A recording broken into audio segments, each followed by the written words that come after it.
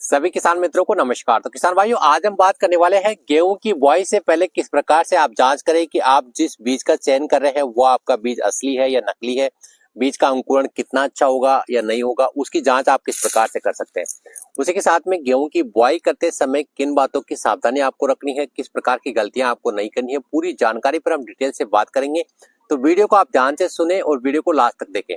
सबसे पहले बात करें तो अक्सर बीजों की सही पहचान करने का देसी जो तरीका होता है, अगर आप घर पे रखे बीजों का इस्तेमाल आप करने वाले हैं या फिर बाजार से नई वैरायटी को आप चयन कर रहे हैं, तो उसमें से थोड़ी सी मात्रा आपको लेनी है, बीजों की थोड़ी सी मात्रा आपको लेनी है और इन बीजों को आपको एक बड़े से बर्तन लेना है, पानी का उसके अंदर भिगो कर रखना है। 10 से 12 घंटे के लिए इन बीजों को आपको पानी के अंदर छोड़ देना है।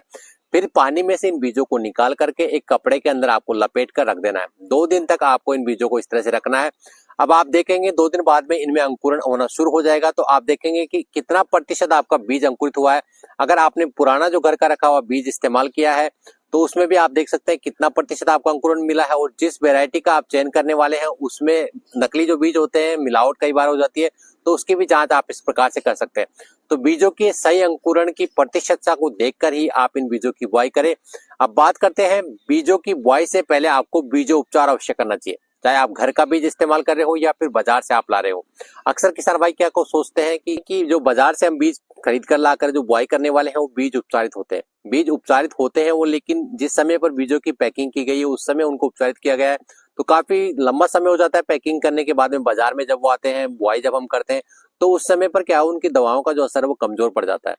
तो बाजार का बीज आप ले रहे हो या फिर घर का रखा हुआ बीज आप बुआई के लिए इस्तेमाल करने वाले हो, तो उसको उपचारित आपको अवश्य रूप से करना है।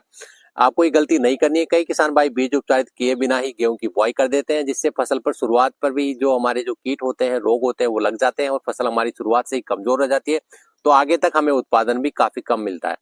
तो गेहूं की बीज उपचार के लिए आप जो थायरम 75% WP जो होता है, 3 ग्राम की जो मात्रा है प्रति किलोग्राम बीज की दर के हिसाब से आप ले सकते हैं, या फिर आप ले सकते हैं कार्बनडाजिम 50% WP जो होता है।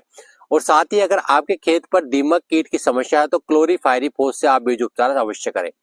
अब बात करते हैं गेहूं की बुआई के लिए जो उपयुक्त समय होता है, नवंबर के जो मंथ होता है ये काफी अच्छा होता है, तो इस समय पर आप इसकी बुआई करें और अच्छी बीज की नकली और असली की पहचान कर आप बुआई करते हैं तो आपको उत्पादन अच्छा मिलता है। अब बात करते हैं बुआई करने के बाद में कौन सा काम आपको करना चाहिए। गेहूं की बुआई करने के तुरंत बाद यानी कि 72 घंटे के अंदर अंदर आपको खरपतवार नाशी का स्प्रे करना चाहिए। इसके फायदे की अगर हम बात करें तो अक्सर किसान भाई क्या गलती करते हैं, गेहूं पर जब पहला पानी यानी कि 20-25 दिन पर हम पहली सिंचाई करते हैं, तो उसके बाद में जब खरपतवार निकल कर आता है तो उसको नियंत्रित करने के लिए तरह तरह की दवाओं का इस्तेमाल करते हैं।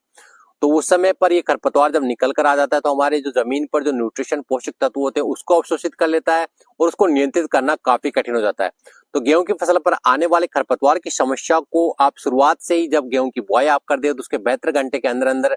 जो खरपतवार नाशी होते हैं, अगर चौड़ी पत्ती सकड़ी पत्ती वाले जैसे खरपतवार की समस्या आपको देखने को मिलती है आपके खेतों पर, तो उसको कंट्रोल करने के लिए पेंडामिथालिन 30% EC 200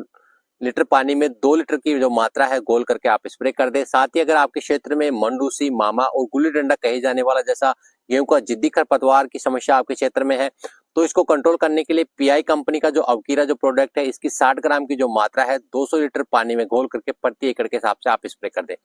तो किसान भाइयों, इस प्रकार से असली नकली गेहूं के बीजों की पहचान आप करें और गेहूं की बुआई के तुरंत बाद ही खरपतवार नाशी का आप स्प्रे करें, जिससे आपको फसल पर आगे चलकर खरपतवार की समस्या नियंत्रित रहता है और अनावश्यक जो आपके खर्चे होते हैं, आपके जो जमीन की जो न्यूट्रिशन होता है उसको खरपतवार के द्वारा अवशोषित किया जाता है, उन सभी चीजों से आप बचाव कर सकते हैं। तो इसी प्रकार की नई नई जानकारी के लिए जुड़े रहे हमारे साथ में, साथ ही वीडियो को अन्य किसान भाइयों तक शेयर करना ना भूले और हमें फॉलो करना ना भूले। धन्यवाद।